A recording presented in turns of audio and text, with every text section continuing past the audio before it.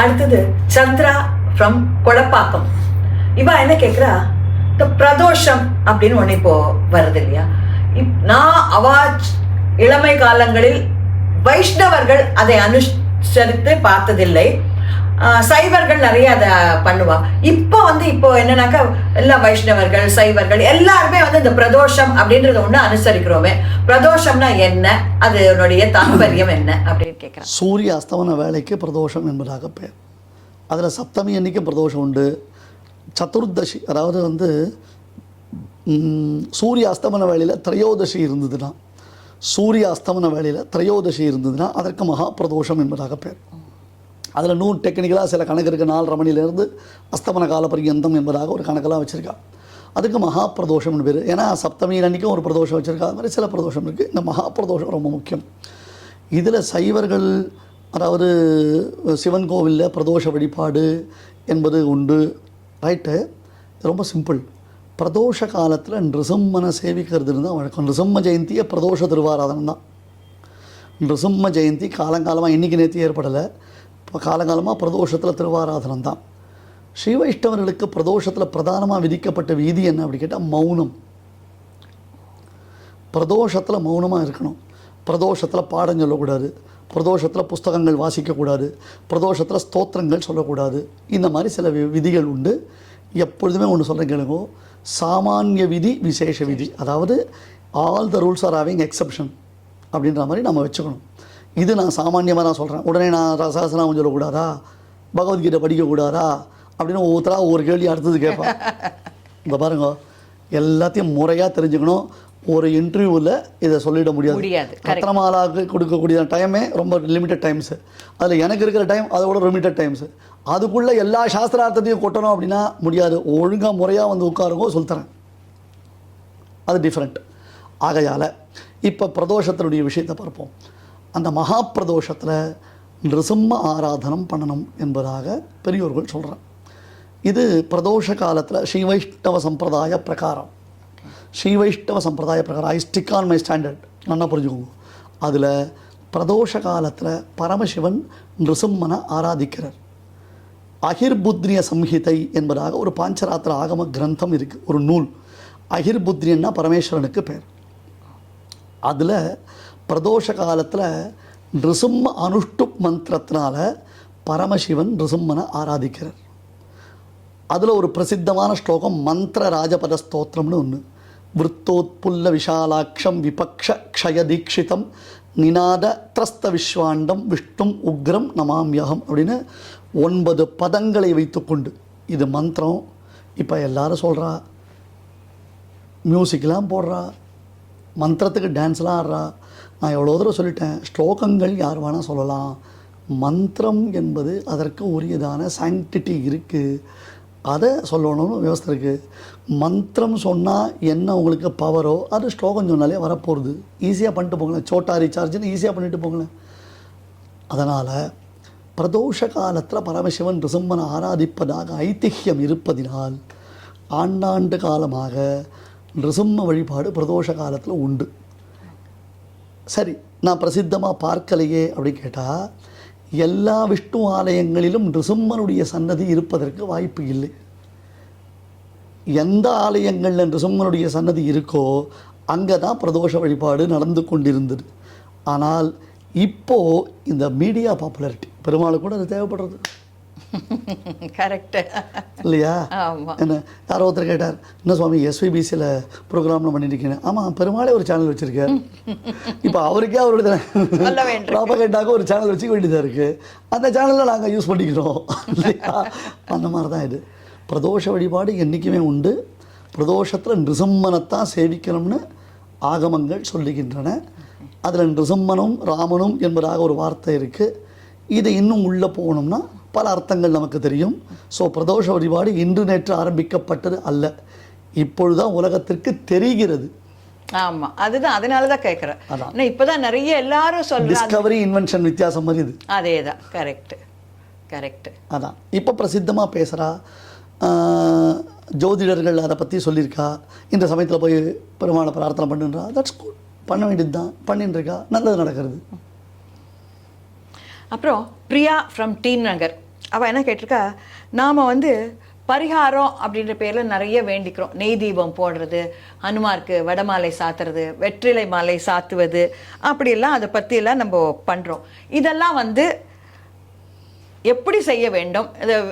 அதாவது வேண்டின்றதுனால செய்யணுமா, வெறுமையே செய்யலாமா, இல்லை பரிகாரங்கள் தானா இதெல்லாம் அப்படின்ற கேள்வி. பகவத் சந்நிதிகளில் விளக்கு ஏற்றுவது என்பது நித்தியகர்மா. என்றைக்குமே முடிந்தரை பண்ணுறதுன்றது ஒரு வழக்கம் உண்டு. என்னால் முடிஞ்சதுன்னா நான் நல்லெண்ணெயில் தீபம் ஏற்றுறேன், உங்களால் முடிஞ்சதுன்னா நீங்கள் நெய்யில் தீபம் ஏற்றுறீங்க. என்னால் முடிஞ்சதுன்னா ஒரே ஒரு துளசி எடுத்து போய் பெருமாளுக்கு சமர்ப்பிக்கிறேன், உங்களால் முடிஞ்சதுன்னா நீங்கள் 500 ரூபாய்க்கு ஒரு மாலையை வாங்கிட்டு போகிறீங்க. இவ்வளவு தான் வித்தியாசம். நான் எடுத்துன்னு போகிற அந்த துளசிக்கும் பெருமாள் அனுகிரகம் பண்ணுறான், நீங்கள் கொண்டு போய் சாத்துற அந்த மாலைக்கும் பெருமாள் அனுகிரகம் பண்ணுறான். இல்லையா? இது சாதாரணமாக பண்ணக்கூடிய ஒரு நிகழ்வு. இதையே பிரார்த்தனையாகவும் செய்யலாம். இப்படி வச்சுக்கோங்க, இதுதான் உண்மை. எது ஒன்று நித்தியமாக செய்கிறோமோ அதையே நாம் நைமித்திகம் பிரார்த்தனையாகவும் பண்ணலாம். ரைட்டா? இப்போ நான் நித்தியம் பெருமாளுக்கு விளக்கேற்றி சேவிச்சுருக்கேன், எனக்கு ஒரு காரியம் ஆகணும், அப்போ பெருமாள்கிட்ட வேண்டிக்கிறேன். 48 நாள் நான் நெய் தீபம் ஏற்றுறேன்னு வேண்டிக்கிறேன். நல்லது தானே, நல்ல விஷயந்தானே. இப்போது பெருமாள் எனக்கு அதை பண்ணி கொடுத்துட்றார். இந்த 48 நாளில் எனக்கு தேவையான காரியத்தை பூர்த்தி பண்ணி கொடுத்துட்டாருன்னா, அதுக்கப்புறமும் அவர் கொடுத்த வசதிகளினாலே நான் தினந்தோறும் நெய் தீபம் ஏற்றக்கூடியதான நிலைமை எனக்கு ஏற்படுறது. சந்தோஷம் தானே, நல்ல விஷயம் தானே. ஸோ தீபம் ஏற்றுவதோ, மாலை சமர்ப்பித்தலோ, பிரதட்சணம் செய்வதோ ஸ்வயம் பிரயோஜனமாக எந்த எக்ஸ்பெக்டேஷனும் இல்லாமல் பண்ணும்பொழுது பகவத் பிரீத்தி. அதே பகவத் பிரீத்தியை இந்த ஒரு பலனுக்காக நம்ம பிரார்த்தித்தும் பொழுது அதையும் பெருமாள் உகந்து ஏற்றுக்கிறான். உங்களுக்கு என்றைக்கு சௌகரியப்படுதோ அன்றைக்கி வெத்தலை மாலை சாத்துங்கோ, என்றைக்கு சௌகரியப்படுதோ அன்றைக்கி மல்லி மாலை சாத்துங்கோ, என்றைக்கு ரெண்டுமே சௌகரியப்படலையோ கையை கூப்புங்கோ. விதூரர் சொல்கிறார், கிருஷ்ணன் பாண்டவ தூதனாக வரப்போகிறான். உடனே துரியோதனம் பிளான் பண்ணுறான், எப்படியாவது அவனை அட்ராக்ட் பண்ணி, கிருஷ்ணனை அட்ராக்ட் பண்ணி பாண்டவால் சைட்லேருந்து நம்ம சைடு வரா மாதிரி நம்ம ஏற்பாடு பண்ணணும். அதுக்கு என்ன பண்ணலாம்? வர வழியெல்லாம் கிருஷ்ணனுக்கு டான்ஸு பாட்டு அப்படின்னு வந்து மேலே தாளெல்லாம் வச்சு அவனை ரொம்ப ப்ளீஸ் பண்ணலாம். சரியா? அப்புறம் அவனுக்கு என்னென்ன பிடிக்குமோ அதெல்லாம் பண்ணலாம் அப்படின்னு விதுரர் தள்ள அடிச்சுக்கிறார். ஏன்டா பைத்தியமாக இருக்கீங்க நீங்கள் பெருமாளை என்னடா அண்டர் எஸ்டிமேட் போடுறீங்க? அந்யத் பூர்ணாத் அபாம் கும்பாத், அந்யத் பாதாவனே ஜனாத், அந்யத் குசல சம்பிரஷ்டாத் நச்சேச்சதி ஜனார்தனஹா. நீ என்ன நினச்சிட்டு இருக்க? அவன் உள்ளன்பு தான்டா பார்க்குறான். அவன் அவாப்த சமஸ்தகாமன். நீ டமக்கிட்ட பாண்டியாளோன்னு டான்ஸ் ஆடினா அந்த பெருமாள் சந்தோஷப்பட்டுவானா? அவன் பார்க்காத டான்ஸாக உங்களெல்லாம் டான்ஸ் ஆட வைக்கிறதே அவன் தான், இல்லையா? உங்களெல்லாம் டான்ஸ் ஆட வைக்கிறதே அவன் தான். என்ன பண்ணணும்? பெருமாள் வரானா ஒரு பூர்ண கும்பத்தை போய் அவனுக்கு சமர்ப்பி, அவன் திருவடியில் தீர்த்த சமர்ப்பி. கிருஷ்ணா சௌக்கியமாக இருக்கியா? ருக்மிணி சத்யபாமாலாம் சௌக்கியமாக இருக்காளா? தேவிகை வசுதேவரெலாம் எப்படி இருக்கா? உன்னுடைய உடம்பெல்லாம் நல்லா பார்த்துட்டு இருக்கியா? ஏதோ 10 நாளைக்கு முன்னாடி உடம்பு சரியில்லைன்னு சொன்னாலே, மருந்துக்கிறதுலாம் சாப்பிட்றியா? அப்படின்னு அவனை போய் கேளு. எங்கள் ஊரில் பெரியவாள்லாம் பண்ணுவாள். தேப்பெருமாள் காஞ்சிபுரத்தில் உற்சவத்தில் பெருமாள் உற்சவம் முடிஞ்சு வாகன மண்டபத்தில் இறங்கின உடனே விசாரிப்பா, ரொம்ப வெயிலாக இருந்தது, போய் வெயிலில் சுற்றிட்டு வந்தியே, ரொம்ப டயர்டாக இருக்கியா? கொஞ்சம் பரவாயில்லையா? இப்போல்லாம் ஏதாவது பானை உனக்கு அம்சே பண்ணாளா அப்படின்னு பெருமாள்கிட்ட போய் கேட்பா. Beautiful beautiful. இப்போ என்ன அவள் பானகத்தை தூக்கி போய் சமர்ப்பிக்க போகிறாளா? இல்லை. குஷல சம்பிரஷ்டாத் நச்சேச்சதி ஜனார்தனஹா. பெருமாள் இதை தவிர வேறு எதுவும் எதிர்பார்க்கல. கொடுத்தியா சந்தோஷம், ரைட்டு. இன்றைக்கி என்னால் முடிஞ்சுது, நான் அவருக்கு பெருமாளுக்கு இப்போ ஜிலேபி மாலை, ஜாங்கிரி மாலை, லட்டு மாலையெல்லாம் போடுறாள்ல, அந்த மாதிரி என்னால் முடிஞ்சுது. இன்றைக்கி பெருமாளுக்கு ஒரு புஷ்பத்தை கொண்டு போய் சமர்ப்பித்தேன், மாலையை. நாளைக்கு என்கிட்ட ஒன்றும் இல்லை, அஞ்சலி சமர்ப்பிக்கிறேன். ஏற்றுக்க மாட்டானா பெருமாள்? இது கொஞ்சம் எக்ஸ்டென்சிவாக ஒரு கதை சொல்லட்டா? சொல்லுங்க. ஈடில் ஒரு கதை சொல்கிறான். புரி ஜெகநாதரை சேவிக்கிறதுக்கு 2 ராஜகுமாரர்கள் போனான். கோவில் மூடுற சமயம் கிட்டத்தட்ட அவசர அவசரமாக இவன் போகிறான். 2 ராஜகுமாரர்கள் அங்கே போகிற அவசரத்தில் பெருமாளுக்கு ஒரு கல்கண்டோ ஒரு தேங்காவோ பழமோ எதுவுமே எடுத்தும் போகல. சட்டு கோவில் சாத்திர போகிறாள், அப்படியே பரவர போலியோ சீக்கிரம் போகிறான். போகச்சே ஏதாவது கிடைக்குமான்னா ஒரு வயசான பாட்டி பூ வித்துன்னு இருக்கா, எல்லா பூவும் விற்றுருத்து ஒரே ஒரு செண்பகப்பூ, அது மட்டும்தான் இருக்குது. எவ்வளோன்னு கேட்டால் 5 ரூபான்றான் அந்த பாட்டி. ஒரு ராஜகுமாரன், பாட்டி நான் 50 ரூபா தரேன் எனக்கு கொடுன்றான். இன்னொரு ராஜகுமாரன் நான் 500 ரூபா தரேன் எனக்கு கொடுன்றான். இன்னொருத்த பார்த்தா நான் 5000 ரூபா தரேன் எனக்கு கொடுன்றான். கடைசியில் ஒரு ராஜகுமாரன் அந்த ஒரு பூவை 5 லட்சம் ரூபா கொடுத்து வாங்கினான். 5 லட்சம் ரூபா கொடுத்து அந்த ஒரே ஒரு பூவை. 2 பேரும் நியாயமான போட்டி போட்டிருக்கா. சரி, 2 பேரும் யாருக்கு கர்வம்லாம் கிடையாது. இங்கே விஷயம் கான்செப்ட் ரொம்ப ரசிக்கணும். ஒரு 5 ரூபாய் பூவை தாங்க போய் பெருமாளுக்கு சாத்தணும், புரியுதா? தாம் போய் பெருமாளை சாத்தணும் அப்படின்றதுக்கோசரம் ஒருத்தருக்கு போட்டி போட்டு ஒருத்தர் 5 லட்சம் ரூபா கொடுத்து வாங்கிட்டான். ஒரே ஒரு பூ, செண்பகப்பூ. அதை போய் பெருமாளுக்கு சாத்தினா 2 பேரும் நன்னா சேவிச்சு ஆனந்தமாக 2 பேரும் சேவிச்சுட்டு வந்துட்டான். அன்றைக்கி ராத்திரி அந்த ராஜகுமாரன் தூங்கச்சு ஜெகநாதன் இப்படி குனிஞ்சுட்டே வந்தாராம். என்ன நான் ஏண்டாப்பா, உன்னுடைய பக்தியினுடைய பலுவை என்னால் தாங்க முடியலடான்னு. உன்னுடைய பக்தியினுடைய பலுவை என்னால் தாங்க முடியல அப்படின்னு. என்ன அர்த்தம்? ஒரு பூதனை இங்கே பாருங்கோ, என்னை நீங்கள்லாம் வெய்வீங்கோ, கோச்சிப்பீங்கோ, இருந்தாலும் சொல்கிறேன். ஒரு பூக்காரி பூ விற்கிற கோவில் வாசலில் நான் போய் அந்த பூக்காரிகிட்ட கேட்குறேன், ஒரு முழம் ஜாதி என்ன அப்படின்னோடனே அவள் 20 ரூபான்றான். என்னம்மா 20 ரூபா சொல்கிற? சாமிக்கு தானம்மா 5 ரூபாய்க்கு கொடுன்றோம். கண்டிப்பாக நீ சாமிக்கு போடுறதுக்கு அவ எதுக்கு பைசா குறைக்கணும்? கரெக்ட், ரொம்ப நல்ல லாஜிக் இது. அது அவளுக்கு வியாபாரம். கரெக்ட். உனக்கு 5 ரூபா மிச்சம் பிடிச்சி சுவாமி கிட்ட போய் இந்த பூமாலையை கொடுத்து நீ உனக்கு 25 லட்சம் ரூபாய்க்கு வேண்டுதல் வைக்க போற. அவகிட்ட நீ என்ன தெரியுமா சொல்லுவ? சாமிக்கு தானம்மா குறைச்சு கூட அப்படின்னா அவ ஏன் குறைக்கணும்?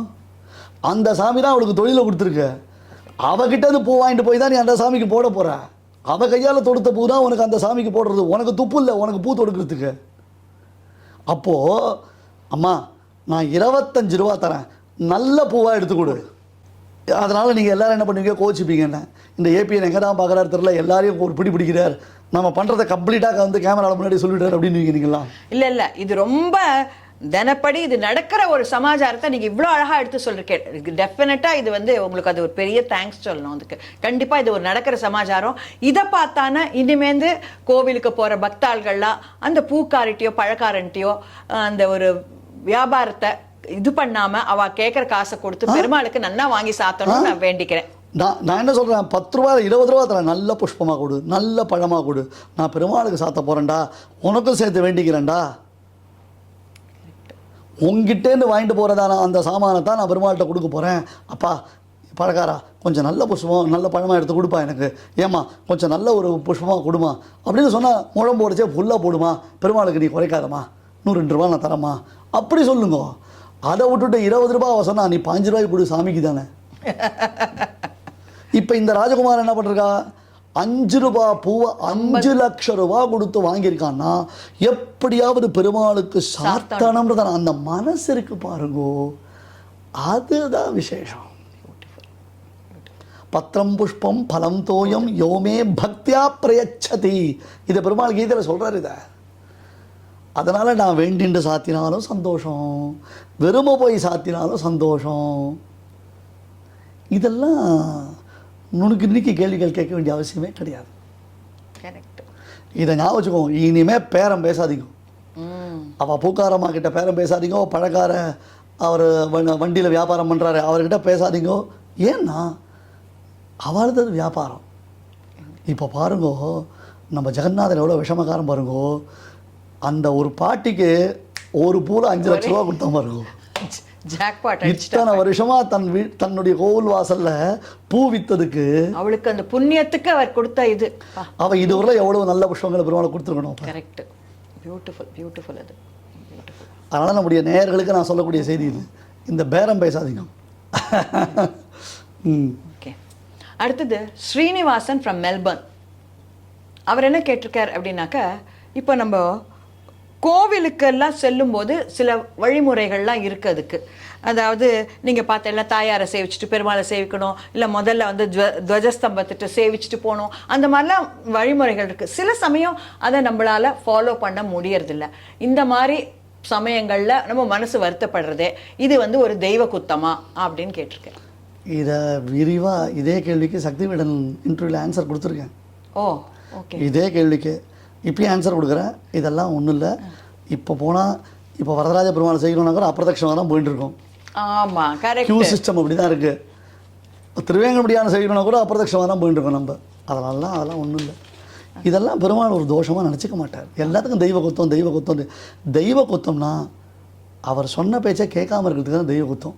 இதெல்லாம் இப்படி தான் வா அப்படி தான் வான்லாம் அவரை நியமனம் பண்ணல. அதுக்கு என்ன சௌரியமோ அதெல்லாம் ஏற்றுக்கிறார். அதெல்லாம் நம்மக்கிட்ட எவ்வளோ சங்கடம் இருக்குன்னு அவருக்கும் தெரியும். அதனால் அதை பற்றி நம்ம ரொம்ப பயந்து நடுங்கி இருக்க வேண்டிய அவசியம். இது நம்மளா கூட பண்ணல, அவளே ஒரு கியூவை கட்டி விட்டு இப்படிதான் போகணும்னு பண்ணின்றதுனால நம்மளால அதை பிரேக் பண்ணவும் முடியாது. நான் இப்போ உங்களுக்கு சொல்கிறேன், எக்ஸ்டென்சிவாக அதில் வந்து நான் ஆன்சர் பண்ணியிருக்கேன். அது இதே கேள்வி. Okay okay. அதனால் அதை கொடுத்துருக்கேன் நான். எதில் எங்கே நல்ல விஷயம் இருக்கோ அதை போய் உபயோகப்படுத்திக்க வேண்டியது. கண்டிப்பா. பத்மா ஃப்ரம் பெருங்குடி, அவள் என்ன கேட்டிருக்கா அப்படின்னா, இப்போ நம்ம சில கோவில்களுக்கு ஒரு பரிகாரமாக சில இதெல்லாம் வேண்டிக்கிறோம். நம்ம இந்த மாதிரி நடந்தால் இப்படி பண்ணுறோம் அப்படி பண்ணுறோன்னு சில பல காரணங்களால் நம்மளால் இப்போ நம்ம திருப்பதிக்கு வேண்டிக்கிறோம் வச்சுக்கோங்களேன், போக முடியாமல் போச்சுன்னா ஒரு வயதின் காரணமாகவோ வியாதியின் காரணமாகவோ போக முடியாமல் போயிடுத்துனாக்க மற்ற பல கோவில்களிலே அந்த பிரார்த்தனையை நிறைவேற்றலாமா, இல்லை அந்த கோவிலுக்கு தான் போகணுமா, இல்லை வேற விதமாக அதை நிறைவேற்றுறதுக்கு எதான இது இருக்கா, சாத்தியக்கூறுகள் இருக்கிறதா?